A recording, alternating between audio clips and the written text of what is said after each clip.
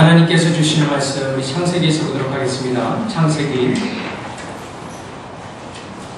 16장 1절에서 16절까지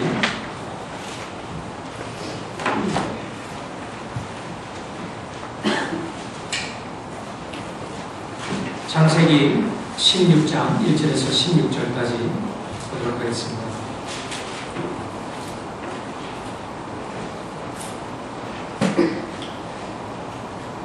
하나님의 말씀이 다음과 같습니다.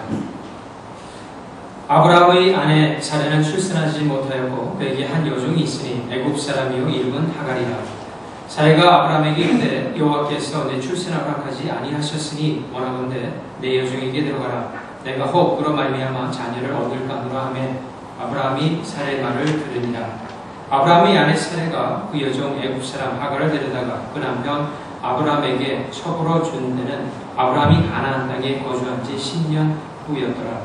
아브라함이 하갈과 동침하였더니 하갈이 임신하며 그가 자기의 임신함을 알고 그의 여주인을 멸시한지라. 사레가 아브라함에게 이르되 내가 받는 모욕은 당신이 받아야 옳도다. 내가 나의 여종을 당신의 품에 두었거늘 그가 자기의 임신함을 알고 나를 멸시하니 당신과 나 사이에 여호와께서 판단하시기를 원하노라. 아브라함이 사레에게 이르되 당신의 여종은 당신의 수중에 있으니 당신의 눈에 좋을 대로 그에게 행하라 하며 사레가 하갈을 학대하였더니 하갈이 사레 앞에서 도망하였더라.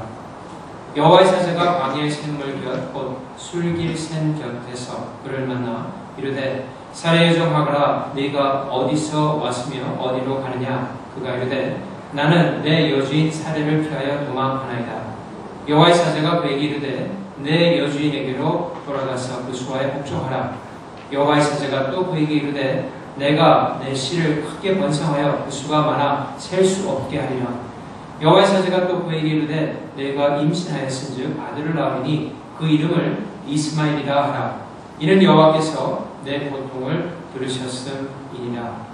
그가 사람 중에 들나귀같이 되리니 그의 손이 모든 사람을 치겠고 모든 사람의 손이 그를 칠지며 그가 모든 형제와 대항해서 살리라 하니라. 하갈이 자기에게 이르신 여호와의 이름을 나를 살피시는 하나님이라 하였으니 이는 내가 어떻게 여기서 나를 살피시는 하나님을 배웠는고 하니라. 이러므로 그 샘을 부엘라 헤로이라 불렀으며 그것은 가데스와 베레 사이에 있더라. 하갈이 아브라함의 아들을 낳으며 아브라함이 하갈을 낳은 그 아들을 이름하여 이스마엘이라 하였고 하갈이 아브라함에게 이스마엘을 낳았을 때 아브라함이 86세였더라. 아멘.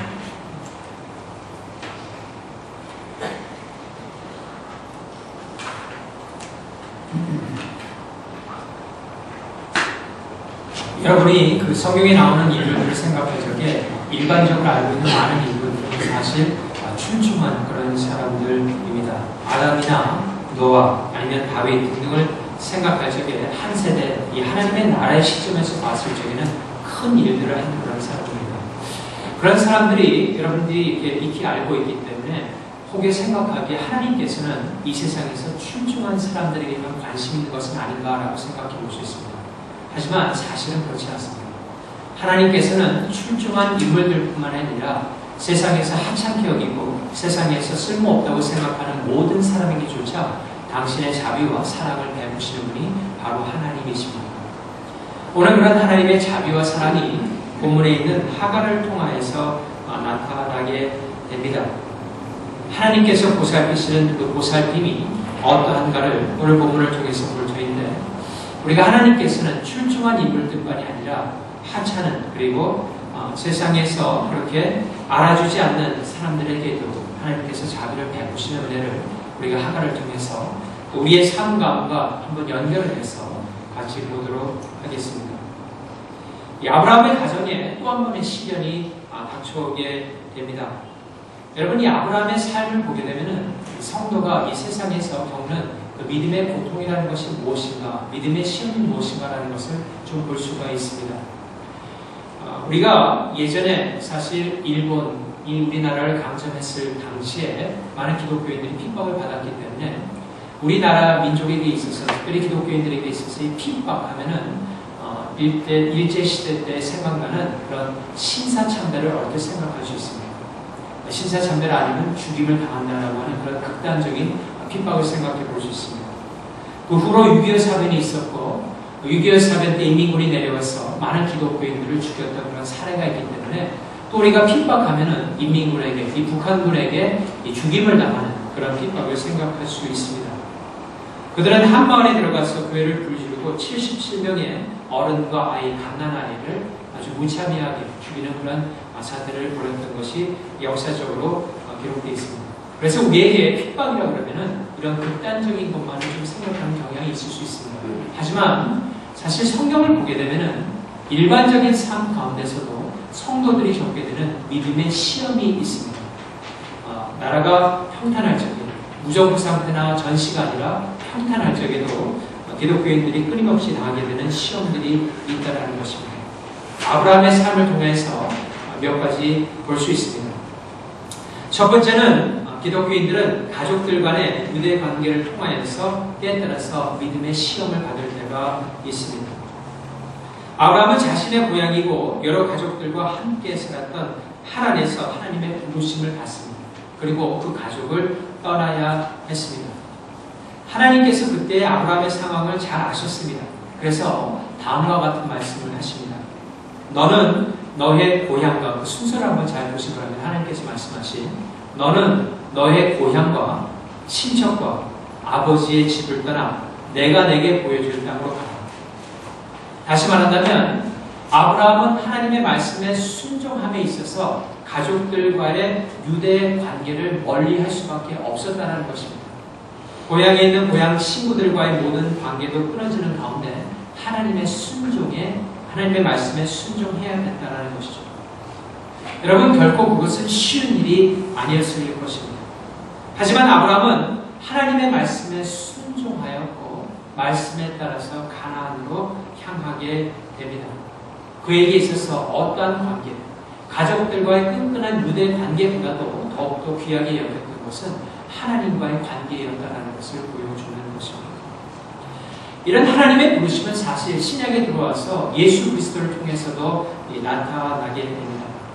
예수님께서 갈릴리 바닷가에서 제자들을 부르시는 그런 장면이 나옵니다.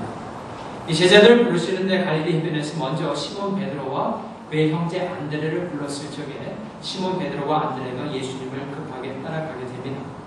그리고 나서 좀 더 나아간다면 세베대의 아들이었던 제임스, 야고보하고 요한을 부르는 장면이 나옵니다. 그 부분 한번 좀 같이 보도록 하겠습니다. 마가복음 1장 19절에서 20절까지 보겠습니다. 마가복음 1장 19절에서 20절 말씀. 마가복음 1장 19에서 20절 보면 이렇게 되어 있습니다. 조금 더 가시다가 세베대의 아들 야고보와 그 형제 요한을 보시니 그들도 배에 있어 그물을 깁는데 곧 부르시니 그 아버지 세베대를 품꾼들과 함께 배에 버려두고 예수를 따라가니라 라고 되어 있습니다. 거기에 보면은 그 당시에는 성이 없었습니다. 라스네임이 없었어요. 그래서 이름이 같을 경우에는 누구누구의 아들로 칭했습니다. 다시 말한다면 그 아버지는 어떻게 보면 그 아들에게 있어서 자신의 정체성과 같았다는 것입니다. 세상이 나를 알아주는 모습이 누구누구의 아들로 알아줬는데 예수님께서 부르시자마자 그 정체성을 완전히 버리고 새로운 정체성을 가지고 따라가는 모습입니다. 예수 그리스도의 제자로 따라가게 된다는 것이죠. 예수님과의 그 새로운 관계를 우선적으로 여겼던 제자의 모습을 볼 수 있다는 것입니다. 여러분, 성도의 삶 가운데서도 가장 중요한 것은 이 하나님과의 관계입니다. 이 관계가 가장 우선적인 것입니다. 이 우선적인 관계가 먼저 확립이 될 적에 때에 따라서 그 관계를 흔들기 위해서 가족의 유대관계나 친척이나 아니면 친구의 관계로 인해서 흔들릴 때가 있는데 그때가 바로 믿음의 시험이 오는 때인 것입니다. 아브라함은 그 믿음의 시험을 잘 이겼던 사람입니다. 두 번째로 아브라함의 삶을 보면서 우리 기독교인들 간에 올 수 있는 믿음의 시험은 주변 환경의 스트레스적인 그런 상황을 통해서 믿음의 시험이 올 수 있습니다. 주변 상황에 스트레스를 받는 그런 일들이 생김으로 인해서 믿음의 시험이 올 수 있다는 것입니다. 아브라함이 가나안에 도착을 하게 됩니다. 그리고 나서 얼마 있지 않다가 이 가뭄을 맞게 됩니다. 그 당시에 가뭄은 상당히 참기 힘든 그런 일이었습니다. 아브라함의 주변 상황이 좀 힘들게 되자 자신이 생각하기에 주변 상황이 좀 나은 곳으로 행보를 옮기게 되는데 애국으로 가게 되고, 결국 우리가 봤지만 애국에 가서 여러 가지 어려움을 겪고 다시 애국에서 가나안으로 돌아오게 됩니다. 믿음에 대한 시험에서 바르게 반응하지 못한 아브라함의 모습이죠. 하지만 그런 비슷한 상황들이 성경 가운데서 많이 일어나는데 그 상황을 믿음으로 또 이겼던 사람들도 있습니다. 엘리야는 그와 같은 상황을 잘 극복했습니다. 이스라엘이 하나님 앞에서 죄를 짓자 하나님께서 이스라엘에게 가뭄을 내립니다. 아주 극심한 가뭄이었습니다. 3년 반 동안 우로를 주지 않겠더라고 하나님께서 엘리야의 입을 통해서 아합 왕에게 알립니다. 그리고 엘리야는 그리 시냇가라는 곳에서 몸을 숨기게 됩니다. 시냇가이기 때문에 거기서 목을 죽이고 까마귀가 아침 저녁으로 물어다주는 고기와 밥을 먹으면서 3년이라는 세월을 보냅니다. 그리고 난 다음에 가뭄이 극심해지자 시냇물까지 말라버리게 되었습니다. 마른 다음에 그가 어떻게 행동해야 될까를 생각했을 적에 하나님의 명령이 떨어지기 전까지 그리 시냇가를 떠나지 않았습니다. 그리고 주님의 말씀이 그에게 임했고 결국 시돈 지역에 있는 사르밧이라는 곳에 한 과부를 찾아가게 돼서 계속해서 하나님의 일을 행하는 그런 모습을 보여주게 됩니다. 엘리야는 이 주변에 스트레스를 받는 그런 상황 가운데서 하나님의 말씀을 가장 먼저 생각했어요. 그리고 주님의 뜻에 의해서 움직이기 힘들었고 결단했기 때문에 그 믿음으로 그 상황을 잘 이길 수 있었다는 것입니다. 여러분, 크리스천이 살다가 주변에 스트레스 받는 상황이 생깁니다. 그때가 바로 믿음의 시험이 여러분에게 왔다라고 생각하면 된다는 것입니다. 마지막으로 한 가지 더는 아브라함의 조카인 롯을 사랑하는 용기 면에서 좀 긍정적인 면이죠. 믿음의 시험이 아브라함에게 왔습니다. 조카인 롯이 엘람 왕에게 잡혀가게 됩니다. 동맹국과 함께. 그리고 먼 곳으로 이주당하는 그런 사태가 일어났을 적에 아브라함은 하나님의 백성을 잡아간 엘람 왕을 심판하기 위해서 군대를 조그만 사병들을 이끌고 그를 잡으러 갑니다. 그것은 무엇입니까? 그에게 용기가 필요했습니다. 엘람 왕을 상대한다는 것은 믿음이 없이는 불가능한 것이었고 하나님의 사람을 건드렸다고 하는 그런 생각을 가지고 가서 믿음으로 싸웠고 그가 대승을 거두게 됩니다. 때에 따라서 하나님께서는 우리에게 하나님의 말씀을 순종하기 위해서 이와 같은 용기, 이와 같은 믿음의 용기를 요구하실 때가 있다는 것입니다. 그래서 아브라함은 잘 이겼다라는 것이죠. 이와 마찬가지로 성경에도 많은 부분을 보게 되면 우리 기독교인들 간에 여러 가지 다방면에 믿음의 시험이 올 때가 있다는 것입니다. 그런데 그런 시험이 왔을 적에 가장 중요한 것은 하나님을 신뢰하는 것입니다. 하나님의 약속을 끝까지 믿는 것입니다. 또한 하나님이 어떤 분이신가를 끊임없이 생각하는 것입니다. 하나님은 지혜롭고 선하신 주권자이심을 믿는 것입니다. 그런데 오늘 본문에 보면은 아브라함의 아내였던 사례는 그렇게 하지를 못했습니다. 이 갈등이 생기게 되는데요. 하나님께서는 분명히 아브라함과 사례를 통해서 약속의 자손을 주겠노라고 허락하겠노라고 그렇게 약속하셨습니다. 그런데 그들이 시간이 지나고 특별히 아브라함이 85세가 되자 그들의 믿음이 흔들리기 시작했습니다. 그래서 사례가 아브라함에게 다음과 같은 제안을 하게 된 것입니다. 여호와께서 내 출산을 허락하지 아니하셨으니 원하건대 내 여종에게 들어가라. 내가 꼭 그로 말미암아 자녀를 얻을까 하노라라고 했습니다. 여러분, 사례의 말에는 다분히 하나님께 대한 원망이 섞여져 있습니다. 그런데 본문을 자세히 읽어보면 그 느낌을 받을 수가 있어요. 하나님께서 여호와께서 나에게 출산을 허락하지 않았으니 이제 내 여종에게 들어가라고 그렇게 말을 하는 것입니다. 여러분, 사례의 말이 어떤 면에서는 옳을 수도 있습니다. 왜냐하면 출산을 허락하지 않으면 아이를 낳을 수 없는 것이 바로 하나님의 그런 프라비던스, 그런 섭리이기 때문에 그렇습니다. 하지만 사라에게 부족했던 것은 무엇이냐면 하나님께서 약속하였고 약속하였다면 그 약속을 이루어주실 시기도 분명히 있는데 그 시기까지 때까지 하나님께 맡겨야 됐는데 그 때는 하나님께 맡기지 못했다는 것입니다.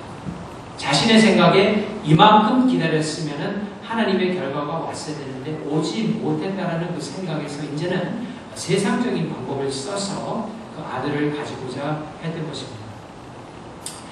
이 본문을 보면서 여러분들이 어떻게 사례가 이럴 수 있느냐라고 생각할 수 있지만 그 당시에서는 이것이 자연스러운 것이었습니다. 그 당시에 많은 경우에 아이를 갖지 못할 경우에 여종을 통해서 여주인이 아이를 갖게 되는 경우가 많이 있었습니다. 또 하므라비 법전이나 그 당시의 법전들을 보게 되면 그것이 법으로 권장하는 것이었습니다. 다시 말한다면 사례가 자신의 권리를 당당하게 주장하는 것이었습니다. 사례의 생각은 이것이었습니다. 어떤 방법이든지 내가 하나님의 약속된 아들을 구하기만 하면 된다라는 것입니다. 하나님께서 약속하신 것이 꼭 내 몸을 통하여서 아이를 낳는 것이 아니라 그 당시의 법을 이용해서 합법적으로 그렇게 여종을 통하여서 아이를 낳게 되면 그 아이가 합법적으로 여주인의 아들이 되었기 때문에 내가 이제 세상적인 합법적인 방법을 통해서 아이를 내 남편을 통해서 내가 좀 얻어야 되겠다고 생각을 한 것입니다. 그리고 아브라함에게 그 제안을 했을 적에 아브라함이 그 제안을 받아들이게 됩니다. 이것은 마치 이브가 아담에게 자신의 생각을 말하고 선악과를 먹기를 권유했을 적에 아담이 받아들였던 그런 모습과도 아주 흡사한 그런 모습입니다. 그런데 거기에서부터 오늘 본문에 큰 갈등이 일어나게 되었다는 것입니다. 이 사레의 애굽인 여종이 있었는데 이 하갈은 여러분 아시겠지만은 아마 이 아브라함이 하갈과 함께 애굽으로 갔다가 그때 애굽 왕으로부터 많은 보화와 여러 가지를 받았을 적이 여종도 하사받은 것이 아닌가 이렇게 생각해 볼 수 있습니다. 어찌됐든 이 사라는 그 여종 하갈의 위치를 첩의 위치로 올려줍니다. 격상을 하는 것이죠. 그리고 나서 아브라함을 통해서 아이를 가지게 합니다.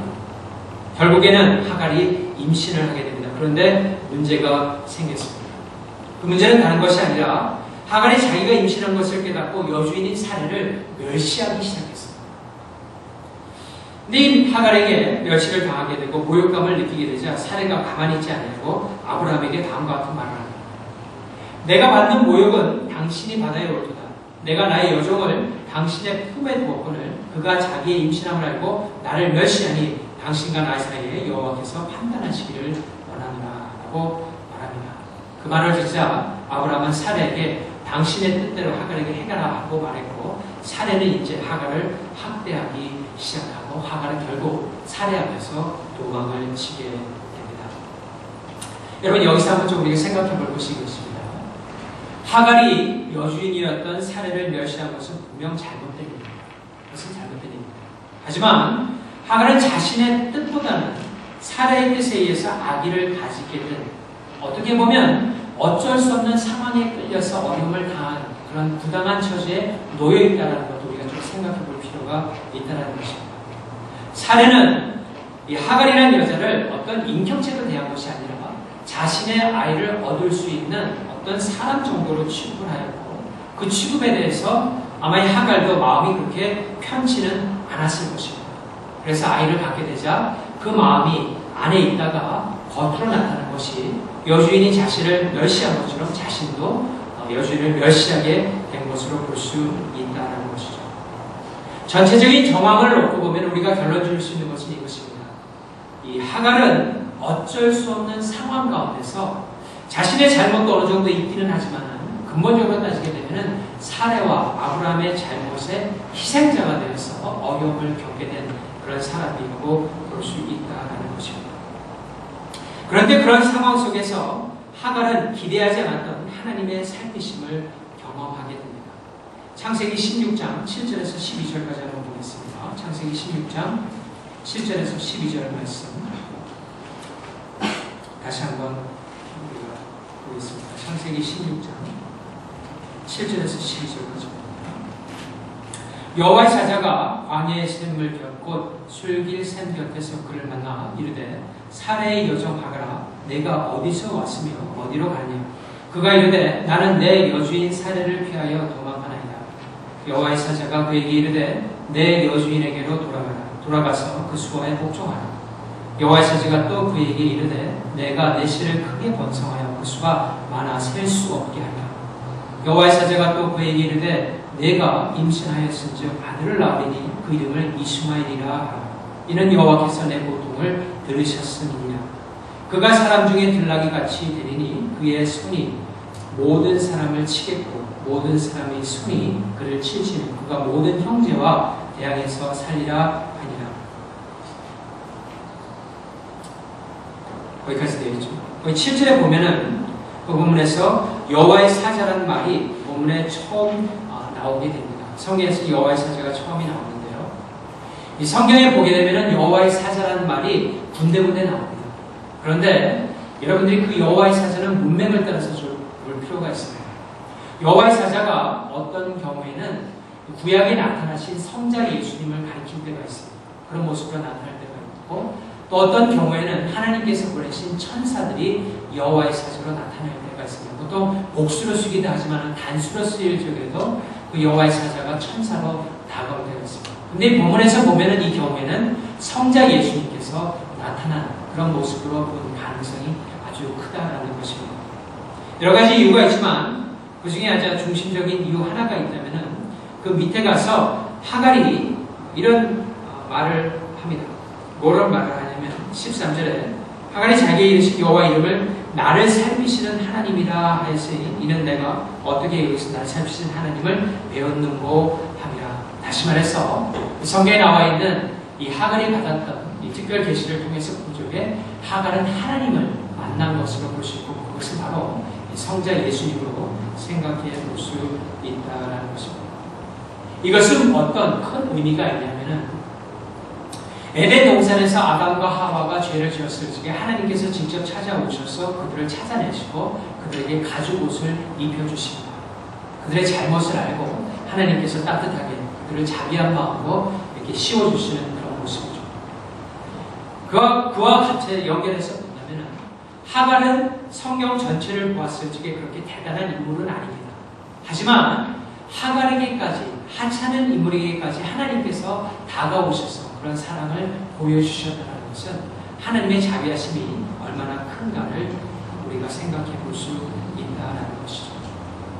여러분 예수님께서도 이 땅에 오셨을 적에 이렇게 찾아다녔던 사람들이 물론 정계에 있기도 하고 또 지식인들도 있고 많은 높은 자리에 있었던 사람들도 있었습니다. 하지만 여러분들이 복음서를 자세하게 보게 되면 대부분의 경우에 열악한 처지에 있었던 사람들을 직접 찾아가셔서 그들을 위로하신 경우가 참 많습니다.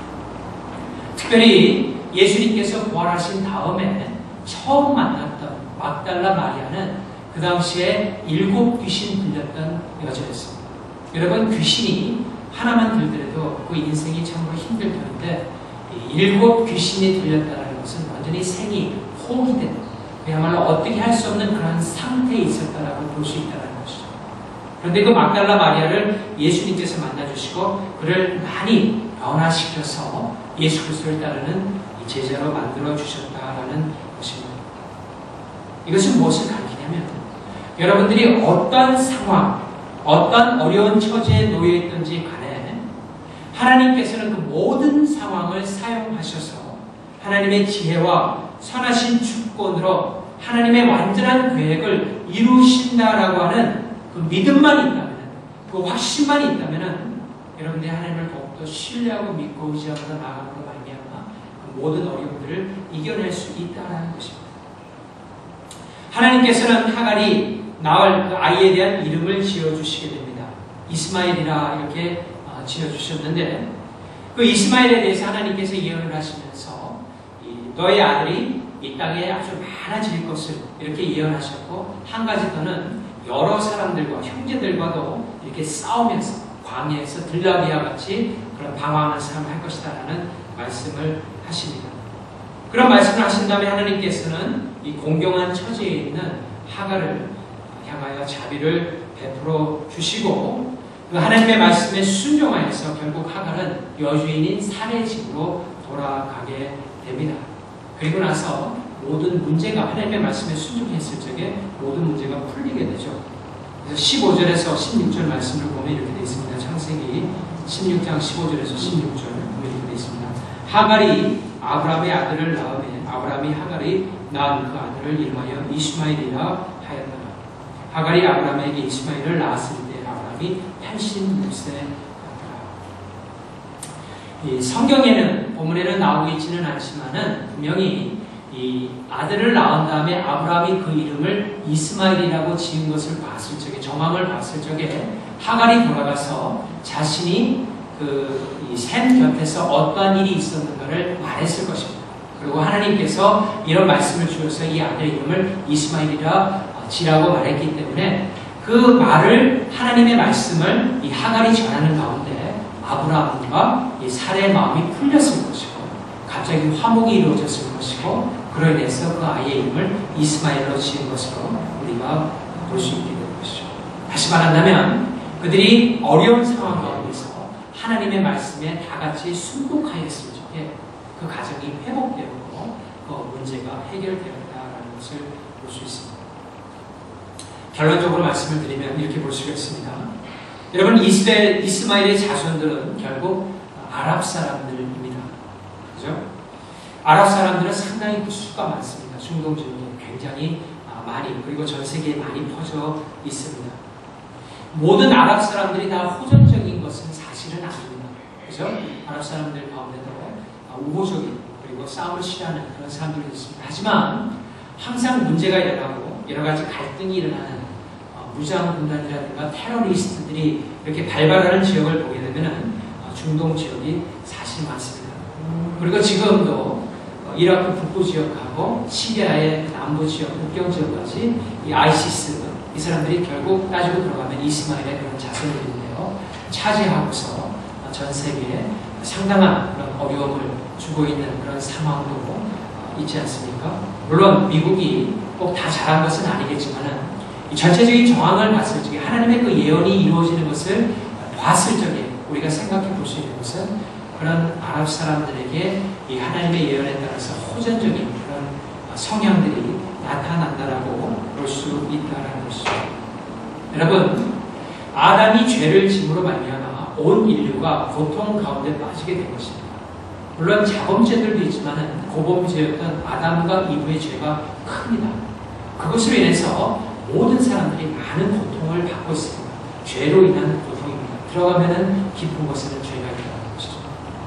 또한 아브라함과 사라의 잘못된 판단으로 말미암아 지금까지 세상에 있는 많은 사람들이 고통을 받는 경우가 있습니다.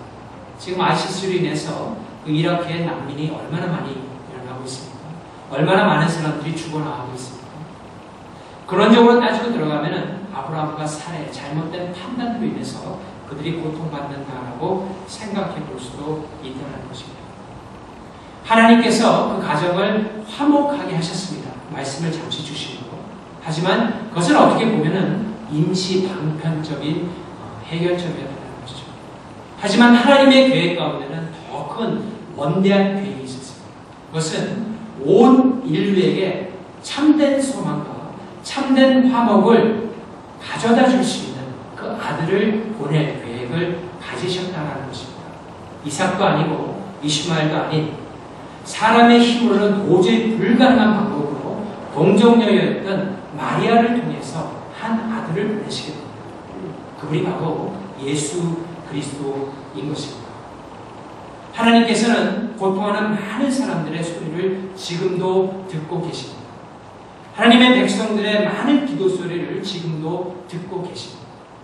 그 고통에 응답하여서 예수 그리스도를 이 땅에 보내주시고 예수님께서 자신의 죄를 위해서 십자가에서 못 박혀 돌아가셨다라고 하는 그 사실을 믿는 모든 사람들에게 하나님의 백성이 되는, 하나님의 자녀가 되는 엄청난 권세를 주었습니다.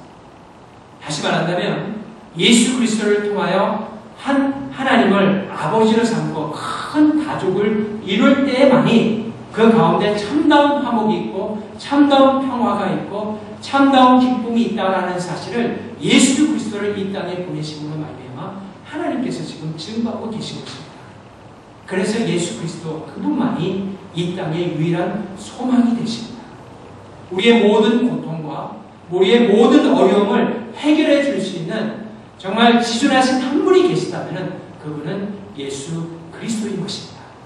그분을 영접할 적에 우리는 참담 평화와 참담 화목을 영원토록 누릴 수 있게 되는 것입니다. 그래서 이 복음은 온 인류의 진정한 소망이 됩니다. 사랑하는 성도 여러분, 여러분을 살피시는 하나님께서 여러분과 늘 함께 계십니다. 그리고 여러분에게 이와 같은 복음의 진정한 소망을 주신 그 하나님을 여러분들이 전심으로 사랑하고 또 전심으로 섬기는, 그래서 주 안에서 항상 형통하는 삶을 사는 여러분 다 되시기를 주님의 이름으로 축원합니다. 기도하시겠습니다.